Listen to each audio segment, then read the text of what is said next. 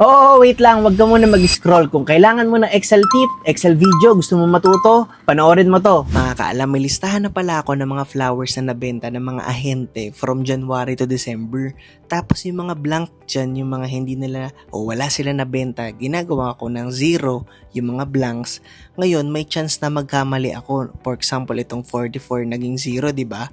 So, may namano-mano ko kasi may solusyon tayo dyan using, isi-select all mo muna siya, Control A ka lang, tapos, i-Control G mo, pupunta ka sa go to, click mo yung special, click mo lang din tong blanks. Kung makikita mo dito na highlight na yung mga blanks, i-type mo lang yung 0 tapos control enter ka.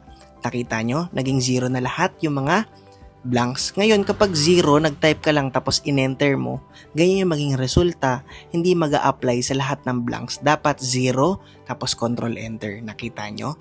Dito, pwede ka na mag-sum. Pwede ka mag-equal sum dyan o kaya alt equal ka lang, mag-auto sum na yan. O kaya i-highlight mo to, alt equal ka lang, tapos i-drag mo ito or i-highlight mo yung buong column mo hanggang M tapos i-double click mo. Nakita mo na yung total. Pwede rin naman na i-select all mo, Control A ka dyan, tapos alt HOI ka lang, nakita mo na ulit yung total or nag-fit na yung mga column natin. Tapos pwede rin pala dyan yung using ng Alt-HK para makita mo yung values may comma. Pwede rin naman itong i-click mo.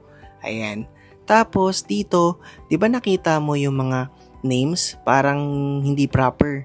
So ayusin natin using equals, proper ka lang dyan na function, itutok mo lang din dito.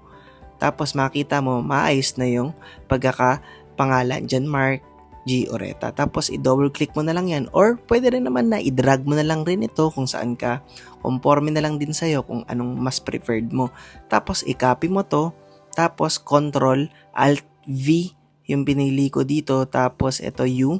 Then okay ko lang. Nawala na yung formula kasi yung proper na yun may formula. So pwede rin naman i-control C mo o right click mo lang yung mouse, copy, tapos paste, special ka lang dan dito.